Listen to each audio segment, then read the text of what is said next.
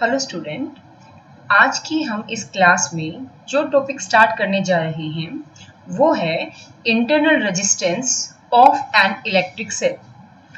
Last lecture में हमने CBSE के अंदर आए हुए दो न्यूमेरिकल डिस्कस किए थे। I show you this slide. So student, last slide में हमने ये कुछ क्वेश्चंस डिस्कस किए थे। रिपीट नहीं कर रही, मैं आपको जस्ट दिखा रही हूँ ताकि आप पिछले वाले लेक्चर को इस वाले लेक्चर के साथ में रिलेट कर सकें। सो ये सारा हमने लास्ट वीडियो में डिस्कस किया था। सो आज की क्लास का जो अपना पहला टॉपिक है वो है internal resistance of an electric cell. जो हमारे पास इलेक्ट्रिकल सेल है उसका इंटरनल रेजिस्टेंस आपका कितना होता है। So student, late us start. The resistance offered by the electrolyte of an electric cell to the flow of electric current between electrodes is called internal resistance of a cell. Means एक electrical cell के अंदर जो उसके electrolyte एक विरोध मतलब एक resistance आपका अपोज करंट के लिए डाले, वो आपका होता है सेल का खुद का इंटरनल रेजिस्टेंस। एक होता है बाहर से आपको एक्सटर्नल रेजिस्टेंस लगाए जिसकी वजह से आपके करंट को फ्लो करने में प्रॉब्लम आए, और एक होता है खुद का ही उसका इंटरनल जो करंट को अपोज करे। So that is internal resistance of a electric cell. Next is आपके वो कौन कौन से फैक्टर्स हैं जिनके ऊपर आपका इंटरनल रेजिस्टेंस डिपेंड करता है स्टूडेंट्स। सो मेन है जो आपके, वो आप स्क्रीन पे देखें, आपको हाईलाइटेड है रेड कलर में। Number 1 is nature of the electrolytes. Electrolyte का क्या नेचर है इस चीज पर डिपेंड करेगा। इंटरनल रेजिस्टेंस होता है directly proportional concentration of the electrolyte, कि आपने कम डाला है, सॉल्यूशन ज्यादा डाला है, आपने कैसा बनाया है। नेक्स्ट है आपका डिस्टेंस बिटवीन द इलेक्ट्रोड। अगर आपने दो इलेक्ट्रोड के बीच में मतलब पॉजिटिव और नेगेटिव जो आपकी होती है, कैटायन और एनायन वाली जो आपकी इलेक्ट्रोड है आपकी, उसका जो डिस्टेंस है वो आपने कम किया है, ज्यादा किया है, इस चीज पे भी आपका डिपेंड करता है। और इनवर्सली डिपेंड करता है, इनवर्सली प्रोपोर्शनल किसके है, common area of the electrode emerge in the electrolyte. Suppose आपके पास कोई सेल है, अब ये सेल कैसे बना सकते हैं, आपका केमिस्ट्री में भी है ये टॉपिक, कि सपोज आपके पास एक बीकर है, बीकर के अंदर आपने इलेक्ट्रोलाइट डाला, ठीक है, आपने इसको कोई सॉल्यूशन लिया, अब सपोज लैक्लेंचे सेल बना रहे हैं या डैनियल सेल बना रहे हैं, राइट। सो आपने कुछ इलेक्ट्रोलाइट की कॉन्सेंट्रेशन ली, आपने इसको वाटर के अंदर मिक्स किया, उसके बाद आपने दो इलेक्ट्रोड ली। सपोज कॉपर का वेसल है तो एक तो आपको वहीं से कनेक्शन मिल जाएगा, एक आपके इलेक्ट्रोड्स हैं, सपोज वो जिंक है या आपकी कोई और आप बनाना चाहते हैं सेल, सो उसके बीच का जो गैप है वो आपने कितना रखा है। उसके बाद आपने उस रोड को कितना इमर्ज किया है, पानी के अंदर कितना डिप किया है ना, तो वो आपका होता है common area of the electrode. And last is internal resistance is inversely proportional to the temperature. Means अगर आप टेम्परेचर बढ़ाएंगे तो रेजिस्टेंस कम होगा, टेम्परेचर कम करेंगे तो रेजिस्टेंस क्या होगा आपका, ज्यादा।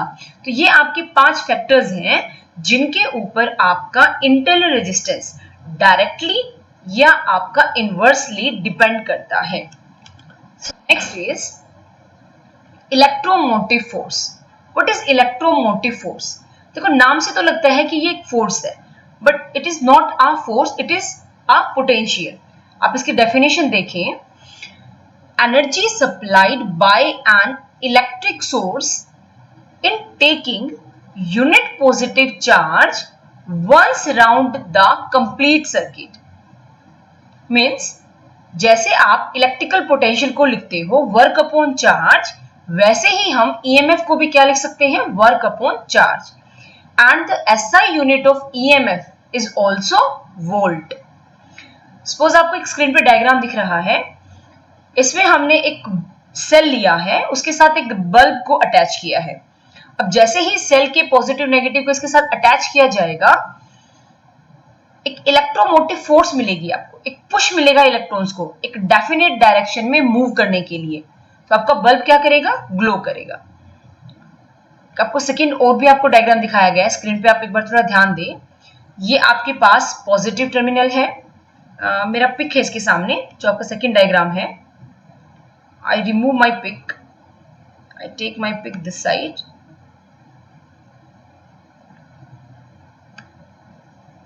आप अभी देखें, ये वाले डायग्राम के अंदर आपके पास ये पॉजिटिव टर्मिनल है, ये सेंटर वाली आपके पास कार्बन की रोड है, ये जो आपके एंड है ये आपकी जिंक है, तो जिंक पे आपका नेगेटिव है.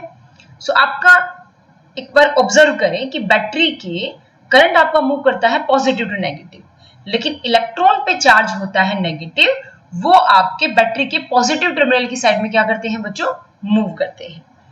So this is your diagram. सो मैं दोबारा से अपने स्क्रीन पे जाती हूं बच्चों. यस, नेक्स्ट स्लाइड इज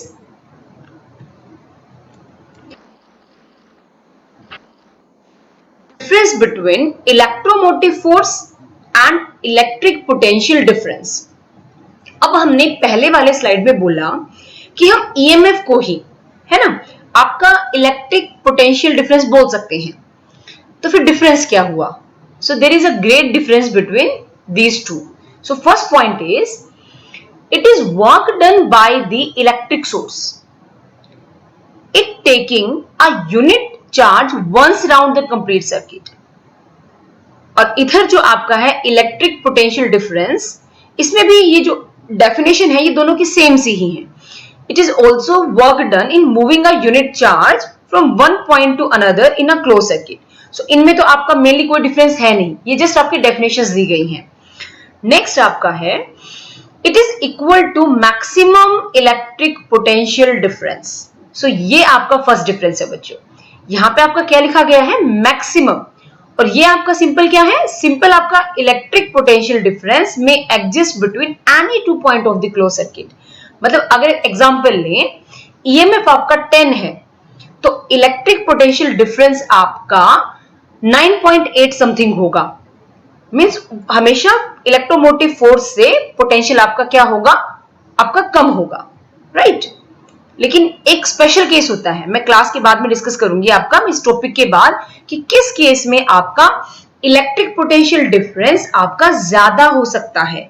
किससे ज्यादा, ईएमएफ से ज्यादा. तो वो इस टॉपिक के बाद डिस्कस किया जाएगा. लेकिन इस टॉपिक में फिलहाल आपका इलेक्ट्रोमोटिव फोर्स आपका ज्यादा होता है as compare to electric potential difference. So our third point is it exist even when the circuit is open. Open means जब आपका सर्किट में कोई भी करंट फ्लो नहीं करता है, ये आपका तब भी एग्जिस्ट करेगा.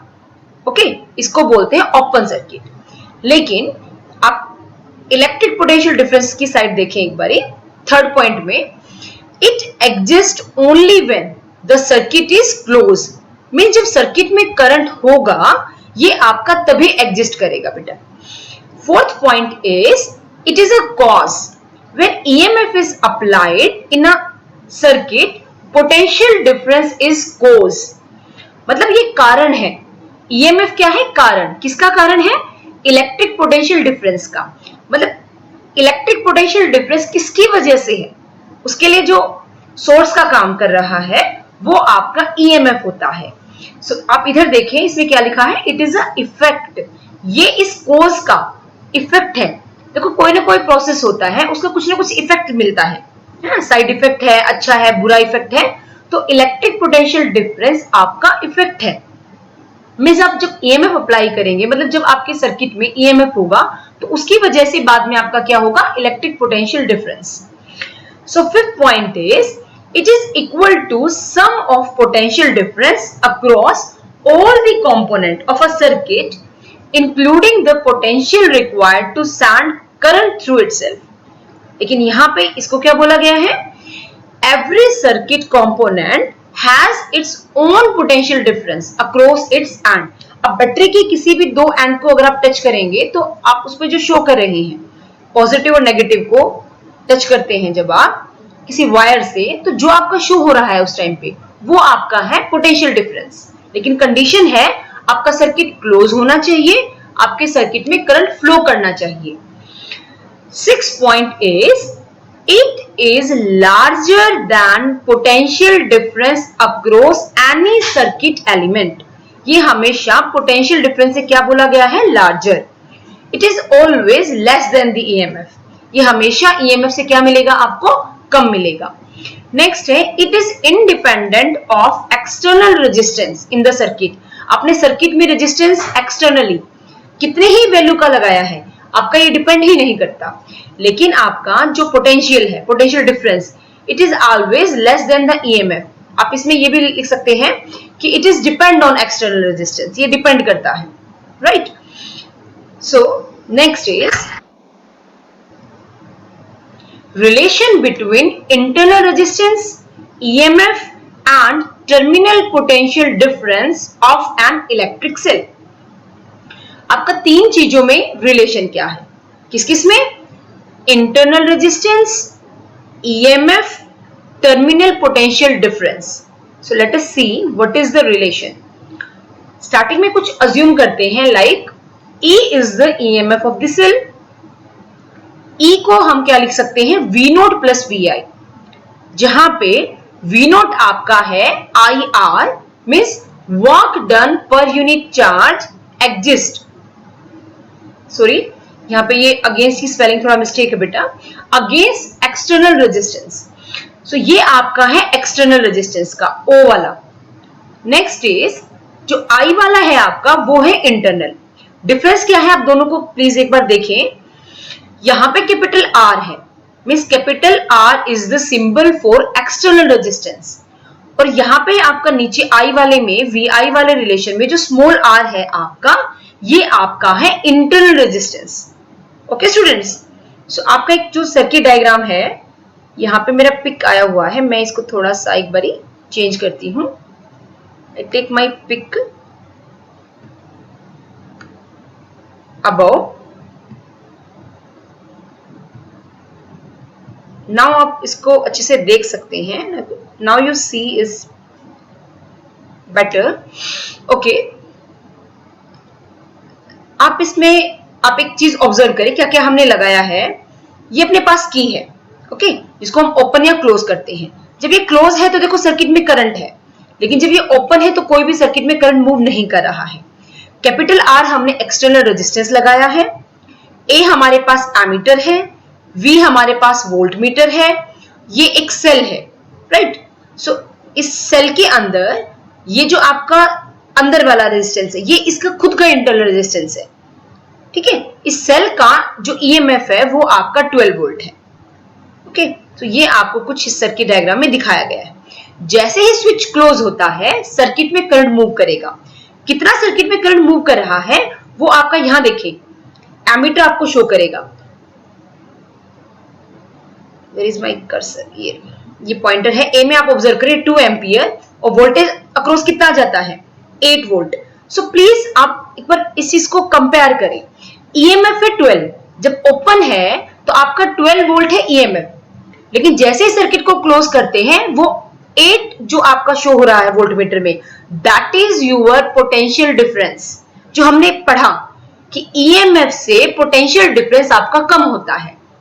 अब यहां पे कई स्टूडेंट के माइंड में क्वेश्चन होगा कि ये जो हमने 12 वोल्ट लगाया है, इससे ये जो वोल्ट मीटर है ये कम शो क्यों कर रहा है? What is the reason behind this? Okay, इसके पीछे का कारण क्या है बच्चों? तो इसके पीछे का कारण है इस सेल का कुछ इंटरनल रेजिस्टेंस है, जो आपका यहां पे शो किया गया है 2 ओम। सो ये क्या करेगा, वर्क करने के लिए थोड़ा सा पोटेंशियल ड्रॉप करेगा, जो इस केस के लिए 4 वोल्ट है। जितना एक इंटरनल रेजिस्टेंस, जितना एक सेल का इंटरनल रेजिस्टेंस होगा, अगर वो ज्यादा होगा तो ज्यादा वोल्टेज ड्रॉप करेगा वर्क करने के लिए, कम होगा तो कम वोल्टेज ड्रॉप करेगा, राइट। सो इसीलिए जो वोल्टेज ड्रॉप होती है ये हमारे लिए क्या है, वेस्टेज ही है, ये हमारे कुछ काम का नहीं है, क्योंकि हमने वोल्टेज अप्लाई की 12, लेकिन हमें कितनी मिल रही है, 8 वोल्ट मिल रही है वर्क करने के लिए। सो नेक्स्ट इज, आप यहां देखें एक बारी, जो E है हमारे पास, E is equal to V naught plus VI। V naught की वैल्यू और VI की वैल्यू रखने के बाद I हमने कॉमन लिया, तो हमारे पास रिलेशन आया I into R plus capital R। So E equal to I into capital R plus small r। So next is I equal to E R plus R। Next step में Ohm's law के according V होता है IR के equal. सो बच्चों यहां ऊपर से I की वैल्यू को जब इस रिलेशन में आप पुट करेंगे तो आपके पास क्या आएगा, आपके पास ये रिलेशन आएगा। ओके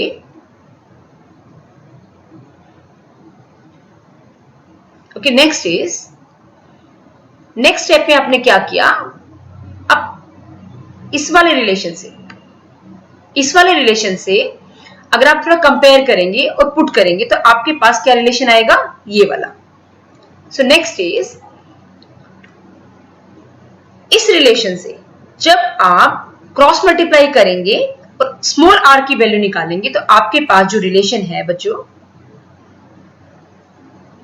आपके पास आएगा ये वाला रिलेशन। इस वाले रिलेशन में अगर आप I की वैल्यू को V बाय R पुट करते हैं, this is V, this is R, तो आपके पास क्या आ जाएगा, ये वाले relation.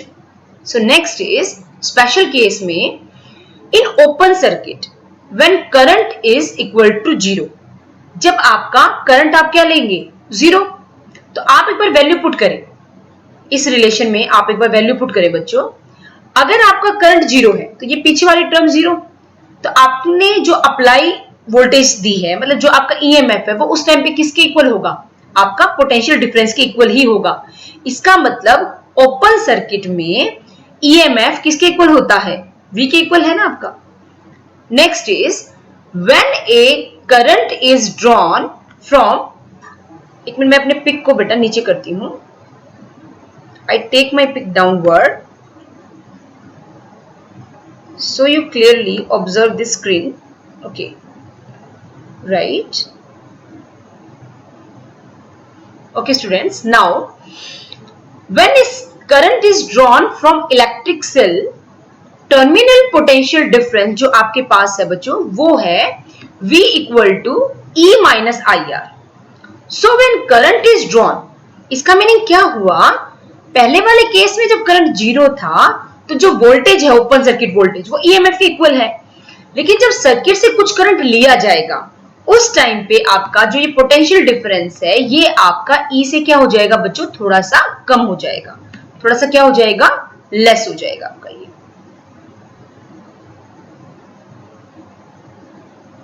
Okay, I erase all this. So next is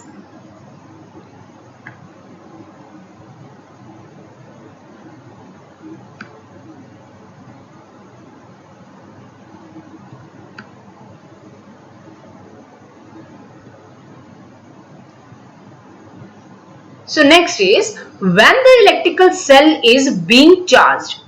अब मैंने आपको बोला था ना कि उस डिफरेंस के बाद मैं आपको एक पॉइंट बताऊंगी जिस पॉइंट पे हमें यह पता चलेगा कि हमारा टर्मिनल पोटेंशियल डिफरेंस भी ज्यादा हो सकता है किससे, ईएमएफ से। लेकिन वो केस कौन सा होगा बेटा, वो होगा जब हम किसी सेल को या बैटरी को क्या करते हैं, हम बैटरी या सेल को बच्चों करते हैं चार्ज, राइट।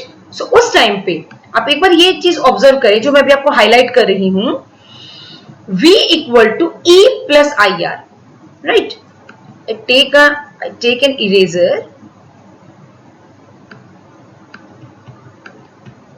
Okay.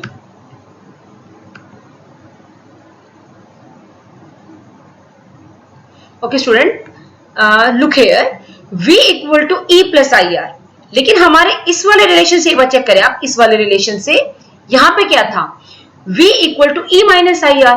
सो इस वाले रिलेशन में और जो हमारा ये वाला रिलेशन है, आप इन दो को कंपेयर करें, दो में डिफरेंस क्या है, एक में पॉजिटिव है एक में नेगेटिव है। तो हमें सीखना क्या है, कहां पे नेगेटिव होगा और कहां पे पॉजिटिव होगा। सो प्यारे बच्चों, नेगेटिव होगा जब हम सेल को इंट्रोड्यूस करते हैं सर्किट के अंदर, मतलब हमारा सेल काम कर रहा है। अब सेल हमारा काम कर करके क्या हो चुका है, आपका हो चुका है, उसकी जो वैल्यू है, उसकी जो चार्जिंग है वो खत्म हो चुकी है। अब हमें उस सेल को करना है चार्ज। तो जब हम उस इलेक्ट्रिकल सेल को चार्ज करेंगे मेरे प्यारे बच्चों, तो उस टाइम पे रिलेशन होगा ये वाला, मीन्स आपका जो पोटेंशियल है वो ईएमएफ से क्या होगा, ज्यादा हो जाएगा। इसके पीछे भी एक लॉजिक है, आपका एक डायग्राम है, डेरिवेशन है, वो मैं आपको सेपरेट वीडियो बना के दूंगी कि ये आया कैसे। अब इस वीडियो में सिर्फ आप इतना लर्न करें कि जब एक सेल को चार्ज किया जाता है तो रिलेशन होता है V equal to E plus I R, और जब उसको वर्किंग करवाया जाता है तो आपके पास रिलेशन होगा V equal to E minus I R. So next is CBSE में आपका एक क्वेश्चन आया है इससे रिलेटेड। सो आप उस क्वेश्चन को एक बार देखें कि बोर्ड में आपका कैसा क्वेश्चन आया था इस टॉपिक पे। सो question is drive a relation between the internal resistance EMF and terminal potential difference of a cell from which current I is drawn. Draw V versus I graph for the cell and explain its significance. So all these things are, ये जो भी आपको चीज दी गई है इसका पहले हम A पार्ट करते हैं। So look in the solution, आप look at the solution, आप solution पार्ट में देखें। आई थिंक आपको ये विजिबल होगा। डायग्राम में एक सेल है बेटा हमारे पास, स्मॉल r उसका इंटरनल रेजिस्टेंस है, ये जो हमने लिया है कैपिटल R ये एक्सटर्नल रेजिस्टेंस है। अब हमारे पास एक रिलेशन आता है, वैसे रिलेशन होता है हमारे पास V equals to E minus I R, right. अगर हम यहां से इस आई आर को सेकेंड साइड लेके जाएं तो हमारे पास जो रिलेशन आएगा बच्चों वो आएगा ये वाला E equal to V plus I R, right. So अभी क्वेश्चन में पूछा गया था व्हाट इज या derive a relation between internal resistance EMF terminal potential, सारी के सारी टर्म्स के बीच में क्या रिलेशन है। So this is the relation. Next है draw the V versus I graph for a cell. V versus I का हमें ग्राफ प्लॉट करना है। सो आप ये नीचे ग्राफ देखें, आपका ग्राफ प्लॉट होगा इस टाइप का। ओके, सो नेक्स्ट है व्हाट इज द सिग्निफिकेंस। आपका क्वेश्चन में देखिए थर्ड पार्ट में पूछा गया है, मतलब फर्स्ट क्वेश्चन के थर्ड पार्ट में पूछा गया है, क्योंकि इसमें तीन चीजें पूछी गई थी बेटा। रिलेशन पूछा गया है, आपका ग्राफ पूछा गया है, आपका सिग्निफिकेंस पूछा गया है एक ही पार्ट में। सो इसलिए मैंने थर्ड बोला एक्सप्लेन इट्स सिग्निफिकेंस। इसका सिग्निफिकेंस क्या है? सो सिग्निफिकेंस ऑफ ग्राफ क्या है? To find EMF and internal resistance of a cell. So this is the significance. So I hope आपको इतना पार्ट क्लियर है। सो नेक्स्ट आपका है न्यूमेरिकल पार्ट। सो न्यूमेरिकल का आंसर आपका है second side. So look at the numerical. Voltmeter of resistance 998 ohm is connected across a cell of EMF 2 volt, internal resistance 2 ohm. Find the potential difference across the voltmeter and also across the terminal of the cell. Estimate the percentage error in the reading of the voltmeter. So, dear students, यहां पे आपसे दो चीजें पूछी गई हैं, एक तो पोटेंशियल डिफरेंस और एक परसेंटेज एरर, उसमें कितना एरर आएगा। सो आपको जब भी कोई न्यूमेरिकल दिया जाए तो स्टार्टिंग में आपको करना क्या होता है, आपको दो चीजें करनी होती हैं। आप पहले उसको अच्छे से रीड करें, उसके अंदर जो जो चीजें गिवन हैं वो अपना साइड में अपना पॉइंट करते जाएं। सपोज जैसे आपको R गिवन है, आपको क्या I गिवन है, आपको V गिवन है, आपको स्मॉल r गिवन है या आपको E गिवन है, मतलब जो भी आपको गिवन है आप वो लिख लेना साइड में। सेकेंड थिंग, निकालना क्या है, मतलब आपको फाइंड आउट करना है। जैसे इस क्वेश्चन में क्वेश्चन के अकॉर्डिंग हमें क्या फाइंड आउट करना है, पोटेंशियल फाइंड आउट करना है। इसी के अंदर थर्ड थिंग है, अब आपको पता है कि गिवन क्या है, आपको निकालना क्या है। अब आपको पता होना चाहिए कि कौन सा फॉर्मूला आपका यहां पे अप्लाई होगा। सो दिस इज द फॉर्मूला। आपको सर्किट डायग्राम दिखाया गया है, फॉर्मूला दिखाया गया है। हम सारी चीजें इसके अंदर पुट करते हैं student. So put one by one. V की वैल्यू कितनी गिवन है आपको, यस आपको यहाँ पे जो गिवन है ईएमएफ की वैल्यू, ये गिवन है आपको 2। आई आपको गिवन नहीं है तो आप आई को आई लेके चलें। स्मॉल आर आपको गिवन है, इंटरनल रेजिस्टेंस 2, आपने वो पुट किया। अब जो V है ओम्स लॉ के अकॉर्डिंग होता है आई आर, हमें डायरेक्ट V नहीं दिया हुआ बच्चों, तो हम उसके लिए क्या यूज करेंगे, R और I यूज करेंगे। R मतलब कैपिटल R जो आपको स्टार्टिंग वाली लाइन में गिवन है। आप इसको थोड़ा सा कैलकुलेट करेंगे तो आपके पास आ जाएगा करंट, लेकिन हमें तो निकालना क्या था, वोल्टेज। सो इसीलिए स्टूडेंट्स, क्योंकि क्वेश्चन में डायरेक्ट करंट गिवन नहीं है, so firstly find out current and with the help of current you can easily find out voltage because according to Ohm's law V equal to IR। so हमें अगर V निकालना है तो ये हमारे पास आ गया है करंट, ये हमारे पास है R, तो आप क्या निकाल लेंगे, आप इजीली वोल्टेज निकाल लेंगे। आपके पास वोल्टेज गिवन है। Okay, what is the formula for percentage error? Percentage error का क्या फॉर्मूला होगा? सो स्टूडेंट, हमारे पास अप्लाइड वोल्टेज है 2, ठीक है, उसके अंदर से आपने जो अभी वोल्टेज निकाली है इसको माइनस कर देना, राइट। जैसे आप 2 में से, जैसे आपको यहां लिखती हूं, 2 माइनस कितना करेंगे, 1.99, थोड़ा लिखने में प्रॉब्लम है बेटा, 6 अपॉन में क्या होगा आपका, अपॉन में आपका होगा 2। I think my pic is here, so you can't see what I'm talking about. I put my pick here. There is no need of my pick. Okay. Yes. अब आप देखिए, शायद आपको ऊपर वाली चीज क्लियर नहीं थी क्योंकि मेरा पिक आ रहा था। Okay, I repeat again. यहाँ पे जो हमने फॉर्मूला अप्लाई किया है वो V equal to E minus I R है बच्चों। आपको स्टार्टिंग में सारी की सारी वैल्यूज पुट करके आपको करंट निकालना है। जब आपके पास करंट आ जाए तो आप वोल्टेज निकाल लेना। आपके पास वोल्टेज भी आ गया, अब क्या करें भाई, अब वोल्टेज भी आ गया हमारे पास। अब हम यूज करेंगे बच्चों परसेंटेज एरर का फॉर्मूला। तो what is the formula of percentage error?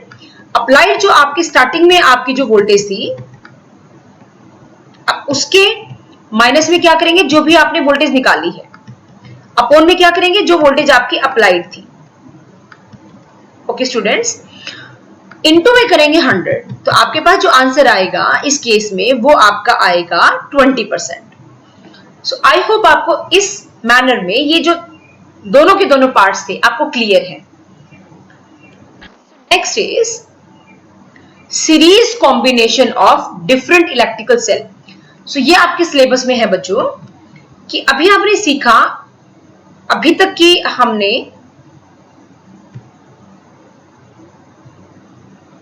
अभी तक वाले पार्ट में हमने क्या किया है, आज वाले वीडियो में, आज वाली क्लास में क्या सीखा है, इंटरनल रेजिस्टेंस सेल का क्या होता है, इंटरनल रेजिस्टेंस किस किस चीज पर डिपेंड करता है आपका, और रिलेशन सीखी है हमने ईएमएफ और पोटेंशियल डिफरेंस के बीच में जो डिफरेंस होते हैं वो पढ़े हैं, हमने सीबीएसई में आया हुआ न्यूमेरिकल किया है।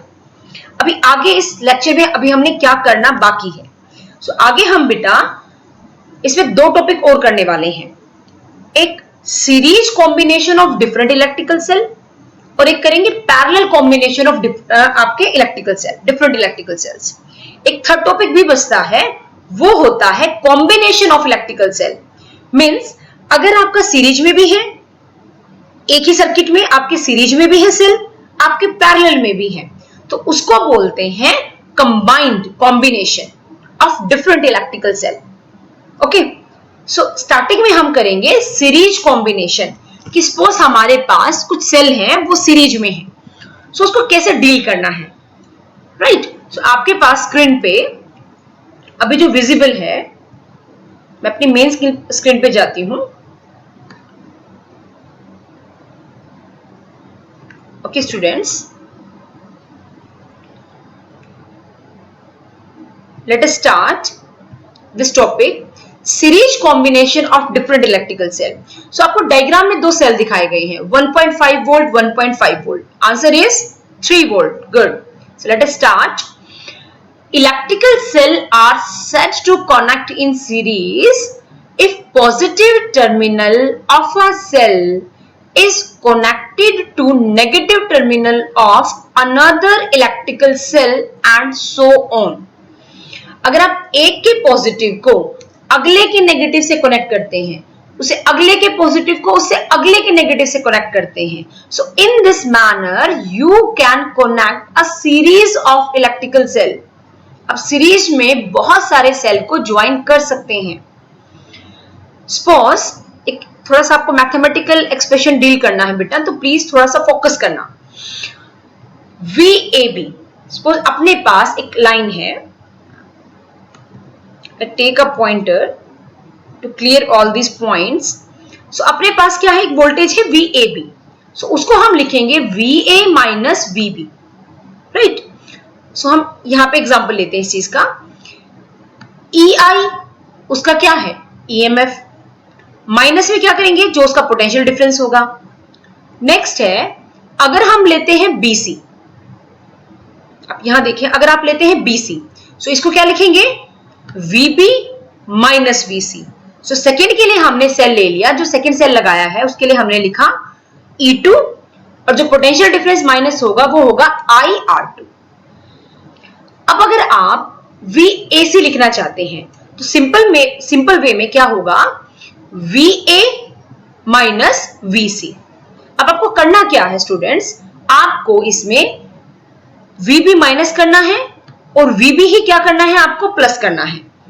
अगर आप ऐसा करते हैं सो आपके पास VA माइनस VB, आप इस वाले रिलेशन से चेक करें, क्या हम VA माइनस VB को VAB लिख सकते हैं?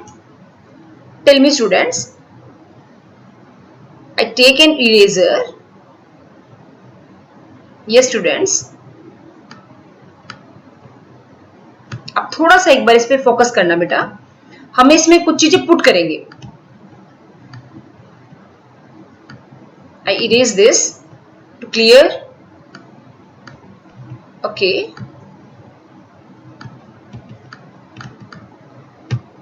Okay students.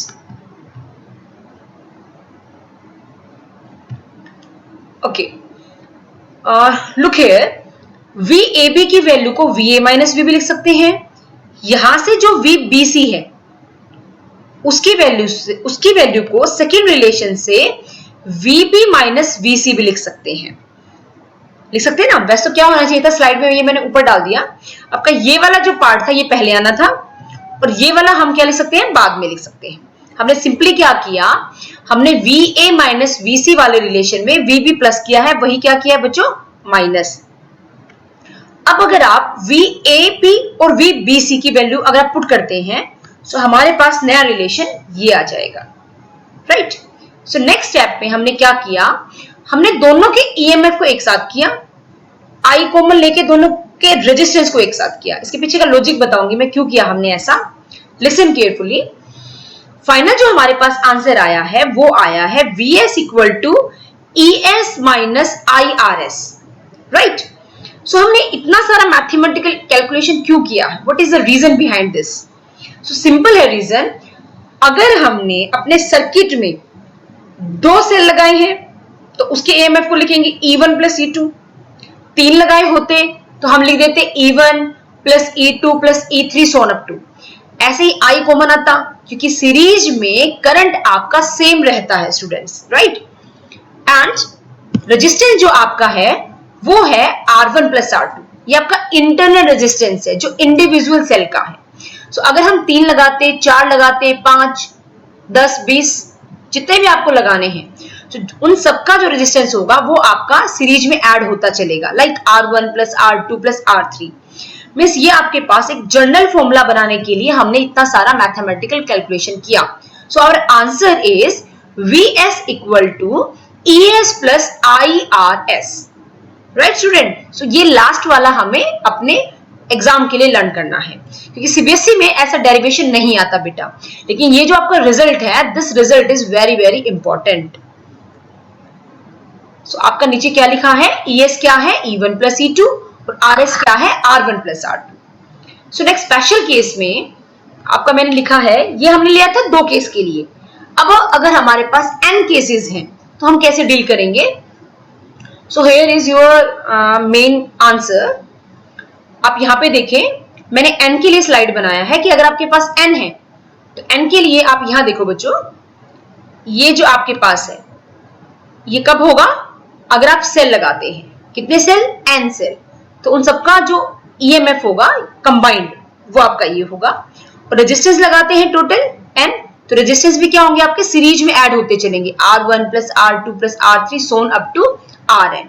Means when n different electric cell of different EMF like E1, E2, E3 so on up to En with internal resistance R1, R2, R3 so on up to Rn are connected in series to an external resistance capital R, then Vs equal to Es plus IRs। Okay, so हम ये सारा उसके साथ में deal करेंगे। Next is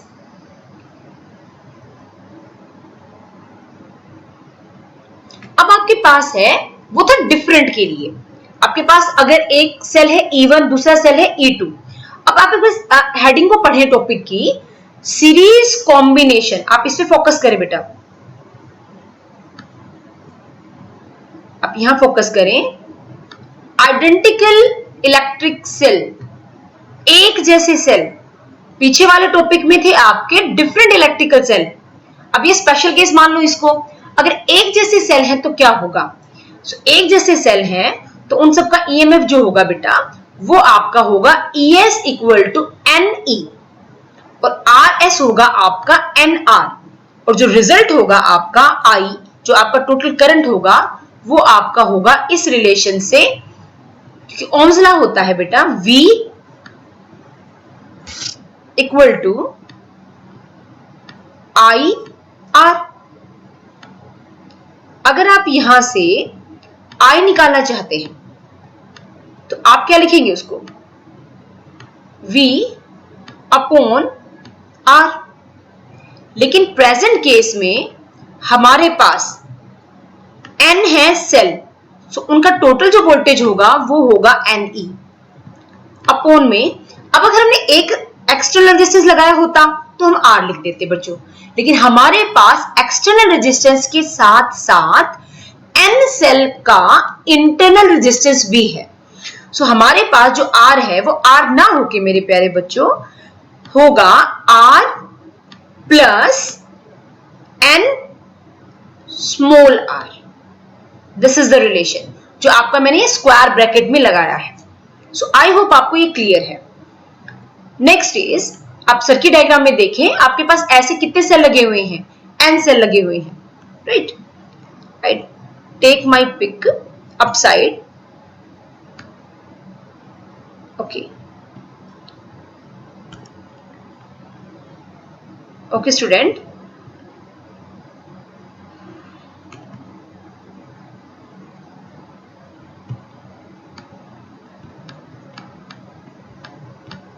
I erase all this so you see this circuit diagram in better way. I think this is visible to you. Okay student, I think अब आप इस चीज को आपको क्लियर है diagram.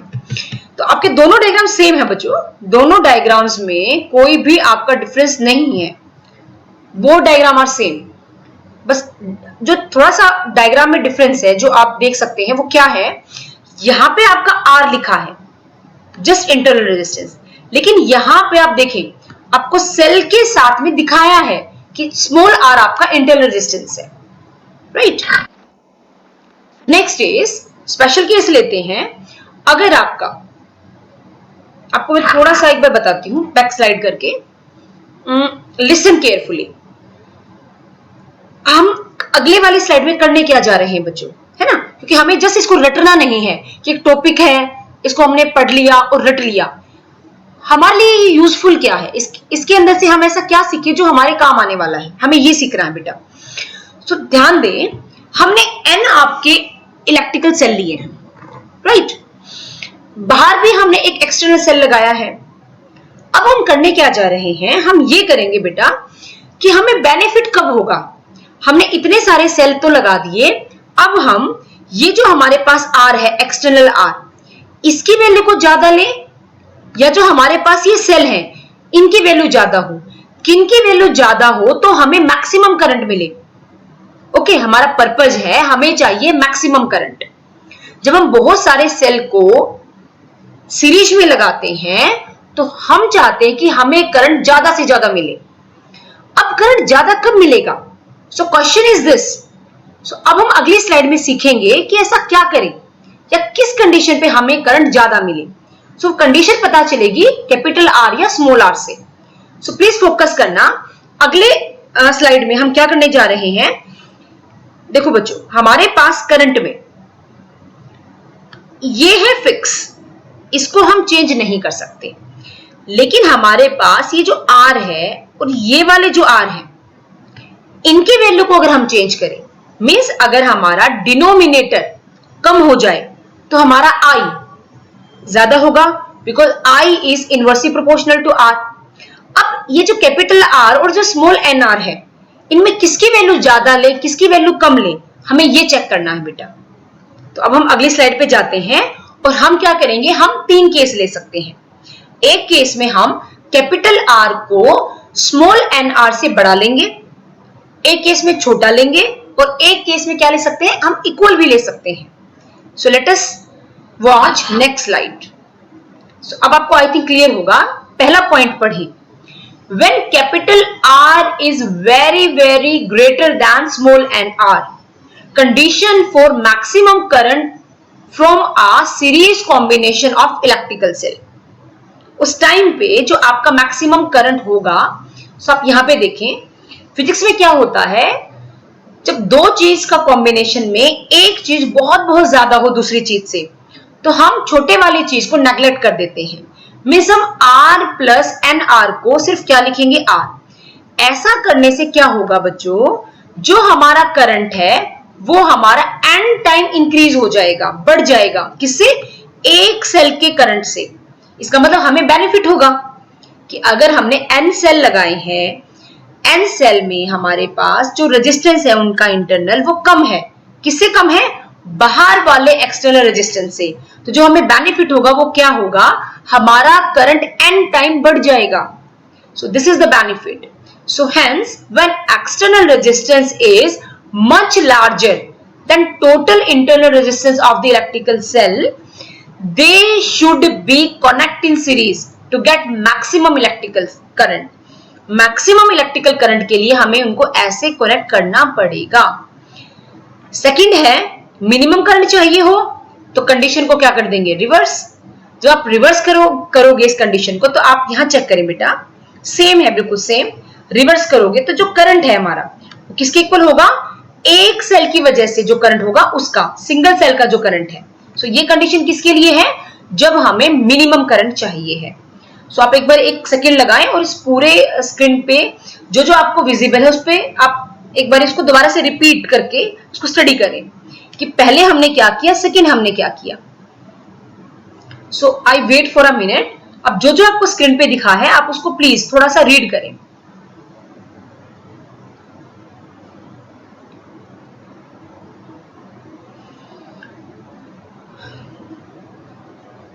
Okay student, I hope आपने इसको read कर लिया है।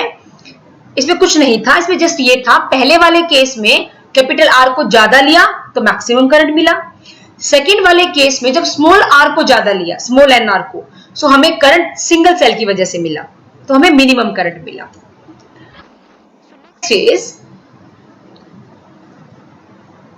जब हमने पैरेलल कॉम्बिनेशन किया, सो स्टूडेंट अब हम क्या करेंगे, 2 केस करेंगे।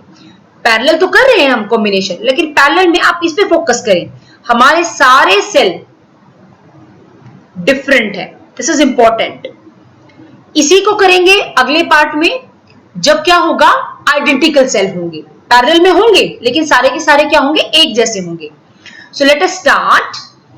Electrical cell are set to be connected in parallel combination if all the positive terminal of electrical cell connected to one point and all the negative terminal of electrical cell are connected to another point। सारे positive को एक साथ जोड़ दो, सारे negative को एक साथ जोड़ दो तो हमारे पास जो बनेगा कॉम्बिनेशन वो होगा पैरेलल का। सो एग्जांपल के according let two electrical cell of EMF E1 E2, देखो डायग्राम में 3 दिखाए गए हैं बेटा, लेकिन मैथमेटिकल एक्सप्रेशन के लिए हमने 2 लिए हैं। Let two electrical cell of EMF E1 and E2 with internal resistance R1 and R2 respectively are connected in parallel to an external resistance of R. V is applied potential difference. Okay, so जो I1 आपका होगा student, आप यहां देखें, जो I1 होगा ये कैसे लिखा हमने, अगर आपको थोड़ा सा बैक साइड पे जाए या फिर मैं आपको यहां पे लिख के बताती हूं हमने ये सारा लिखा कैसे बेटा। देखो हमारे पास एक रिलेशन था V equal to E minus I R। Okay, इस रिलेशन में एक बार हम 1 सेल के लिए करेंगे, एक बार सेकंड सेल के लिए करेंगे। जब फर्स्ट सेल के लिए करेंगे तो हर जगह I मतलब हम फर्स्ट सेल के लिए करेंगे तो 1 1 लगाएंगे, सेकंड सेल के लिए करेंगे तो हम 2 2 लगाएंगे। सो हम इस रिलेशन से, इस फॉर्मूला से अगर I निकालें तो एक बार प्लीज कंपेयर करो, हमारे पास ये फॉर्मूला नहीं आएगा बेटा। ऐसे ही हम I2 के लिए लिखेंगे। सेकंड के लिए जब आप लिखोगे, I erase this line, okay, take the pointer, yes, listen, I2 हमारे पास क्या आ जाएगा इस रिलेशन से, ये वाला। नेक्स्ट, सबको पता है पैरेलल के कॉम्बिनेशन में जो EMF होता है, जो पोटेंशियल डिफरेंस है वो सेम होता है, करंट आपका अलग अलग होता है। अगर आप इस सर्किट डायग्राम में देखें तो यहाँ पे जो I है वो 3 करंट का कॉम्बिनेशन है, I1 I2 I3, है ना। लेकिन हम जो अपनी स्लाइड में ले रहे हैं मैथमेटिकल के लिए, हम सिर्फ 2 ही सेल ले रहे हैं तो करंट भी हम 2 ही लेंगे, I1 plus I2। So next, by putting the value of I1 and I2 in this relation, इस रिलेशन में जब I1 और I2 की वैल्यू को रखोगे बेटा, ये हमने I1 की वैल्यू रखी, ये I2 की वैल्यू रखी। सेकंड पार्ट में हमने थोड़ा सा इसको सिंप्लीफाई किया। हमने क्या किया, E1 अपॉन R1 को अलग किया, V क्योंकि कॉमन था, और R वाली टर्म को अलग किया। ऐसा क्यों किया है मेरे प्यारे बच्चों, उसके पीछे का रीजन ये है, हम EMF को एक साइड लेना चाहते हैं, रेजिस्टेंस को सेकंड साइड लेना चाहते हैं ऑब्जर्व करने के लिए, ऐसा हमने इसीलिए किया। नेक्स्ट आप देखें, अगर आप जनरल वे में लिखना चाहें सो EP upon RP plus V upon RP। Okay, मैं आपको थोड़ा सा एक बार बैक स्लाइड में जाती हूं। हमने यहां पे क्या किया, ये जो मैं आप सर्कल आपको लगा रही हूं, ये सर्कल ये वाला, इस पूरे को हमने RP माना है, 1 अपॉन RP। ओके, और जो ये वाली ब्रैकेट है ये वाला, ये हमने EP अपॉन RP माना है। अब आप इसमें थोड़ा सा ऑब्जर्व करें, अगर 3 होते तो हमारे पास होता E1 upon R1 plus E2 upon R2 plus E3 upon R3, और रेजिस्टेंस में होता 1 upon R1 plus 1 upon R2 plus 1 upon R3 and so on up to. nth के लिए हम ऐसा लिखते हैं बेटा। सो नेक्स्ट पार्ट में अगर हमारे पास स्पेशल केस है, मीन्स हमारे पास n अगर ऐसे ऐसे सेल हैं, सो जो हमारे पास रिजल्टेंट होगा बेटा वो हमारे पास होगा ये वाला। इसमें एक सेकंड लगा के इसको ऑब्जर्व करो, ये हमने किसके लिए लिखा है, ये हमने लिखा है nth के लिए, ये लिखा है हमने रेजिस्टेंस का nth के लिए। वो हमने केस लिया था 2 का, लेकिन अगर हमारे पास सर्किट में 2 से ज्यादा सेल है तो कैसे डील करें, ये हमारे पास वो सारे पॉइंट्स हैं। So next is parallel combination of identical cell. So this is our last topic of this lecture. आप इसको थोड़ा एंजॉय करें, आखिरी टॉपिक है, उसके बाद हम आज के लेक्चर को सम अप करने जा रहे हैं। हमें करना क्या है, मैं आपको थोड़ा बैक जाके बताती हूं। यहां पे हमने E1 E2 E3 लिया, लेकिन अगर मैं सबकी वैल्यू को E रखूं, सारे के सारे सेल का EMF सेम हो, सारे के सारे सेल का इंटरनल रेजिस्टेंस भी सेम हो, देन व्हाट, तो क्या होगा,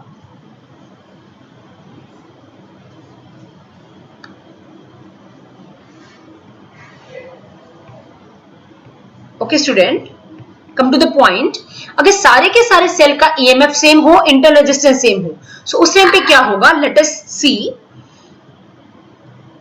when n identical electrical cell each of EMF E and internal resistance R are connected in parallel to an external resistance capital R, then जो EMF होगा हमारे पास वो होगा E, और जो रेजिस्टेंस होगा बेटा पैरेलल की वजह से वो होगा R अपॉन में N. Then I is, ये आपके पास फॉर्मूला है I का, E अपॉन में R plus R by N. अब यहां से इसको थोड़ा सिंप्लीफाई करो, एलसीएम लो और बाकी थोड़ा सोल्व करो तो हमारे पास आएगा बच्चों ये वाला relation. Look at this relation. Okay, अब आगे क्या करेंगे, अगर हमें करंट मैक्सिमम चाहिए तो दोबारा से इंटरनल रेजिस्टेंस और एक्सटर्नल रेजिस्टेंस के बीच का, yes yes, next is if capital R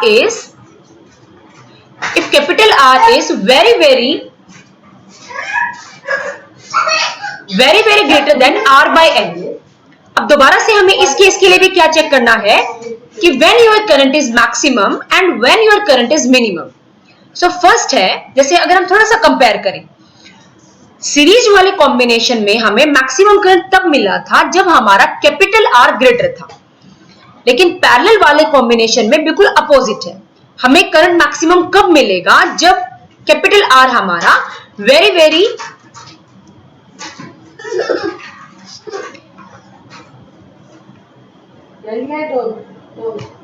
okay student, इसके बाद वाला पॉइंट हम अगले वीडियो में डिस्कस करेंगे बेटा.